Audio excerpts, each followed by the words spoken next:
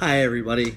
I thought I would take this persuasive speech and talk about the most pressing subject in the United States today, and that is gun control. This became aroused especially after this Orlando shooting at the Pulse nightclub. So many people are passionate about gun control, and so am I. And what people don't really understand is the truth about it and some of the statistics that lead to show that the more gun control, the more crime that is going to happen, and the higher the violent crime. Many people go by what they see on the media, TV, papers, internet, and that's just what we're accustomed to here in the United States, especially. But whatever you see, read, the media, especially, the government wants you to see that. Never is the government going to ever put something that they don't want you to see. And the reason for this is so they can brainwash you. That's it. They don't want you to see good and gun. They want you to see bad and gun, and that's it. Now, every time you see a mass shooting, like what happened in Columbine, Newtown, the movie theater, and now here in Orlando, Florida, yes, they say how bad the person is and whatever mental problem they have, but always the big subject is gun control. Always. It is always a huge debate every time this happens, and this is because the government wants you to raise awareness to how bad guns really are. In fact, the truth is the guns are actually good for your community. I'll get to the more specifics and details later. Whenever these terrorists go on their act of terror, no matter what kind of hatred is in their heart, they're going to do what they want. No matter what. If guns are illegal, they'll find a way, somehow, some way, to kill somebody. Look at what happened in 9/11. Did they use guns? No, they used box cutters and planes. How about the Boston Marathon? The bombers, what did they use? Pressure cookers and nails. So no matter what, these terrorists are going to do what they really want to do.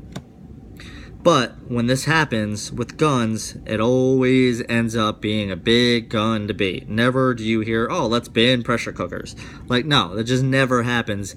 Yes, a gun is a deadly weapon, but it's used to protect people, not to kill people.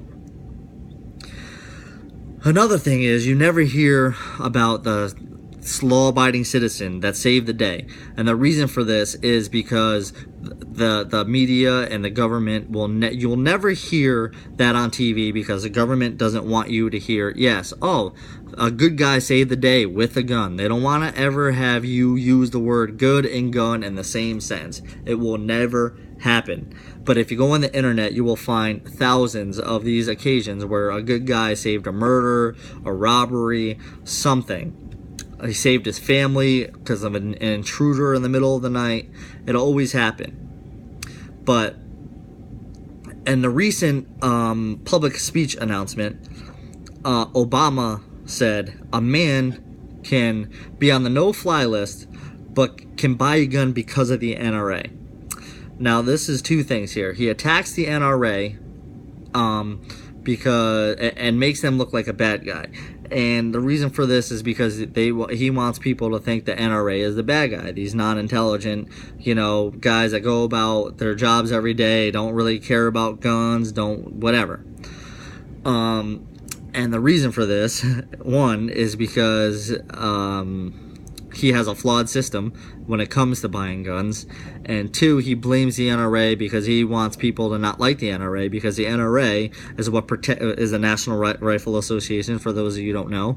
He wants them to look bad because those are the guys that protect the right to bear arms and protect the rights for people to own them.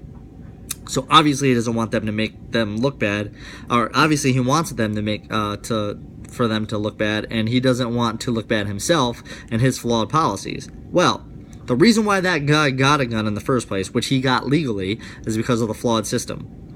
You're not allowed to get a gun if you're convicted of a felony or 1 to 8 misdemeanors. This guy was not, but he was on the FBI no-fly zone and watch list. Well, how is this possible this guy got a gun?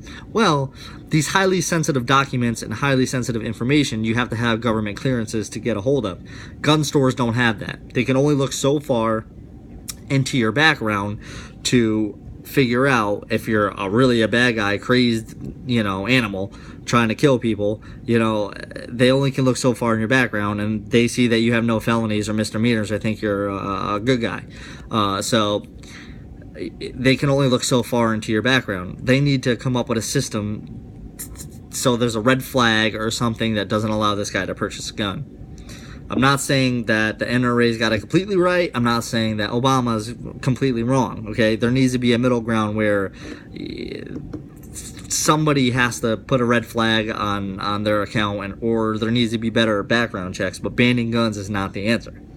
Each state has different laws about how many bullets or whatever, what kind of accessories you can put on your gun, and you can't carry your gun from state to state because each state has a separate permit because everybody has separate laws. There needs to be one law for every state in the country, one countrywide law, and stick to it. Some states ban certain guns and some don't. And here's an interesting statistic for you that I got from P. Watson 2013. Statistics prove more guns equals less crime.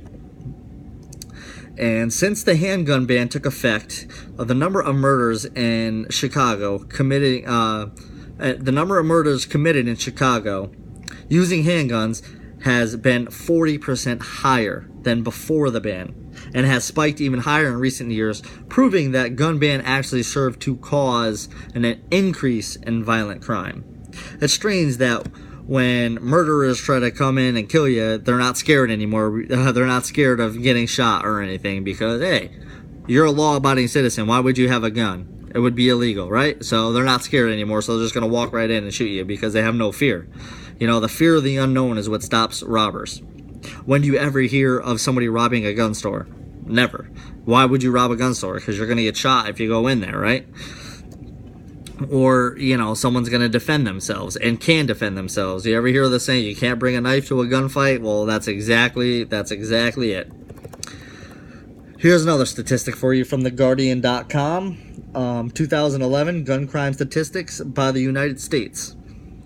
The figures show that California had the highest number of gun murders last year with 1,790, which is 68% of all murders that year and equivalent to 3.25 per 100,000 people in the state.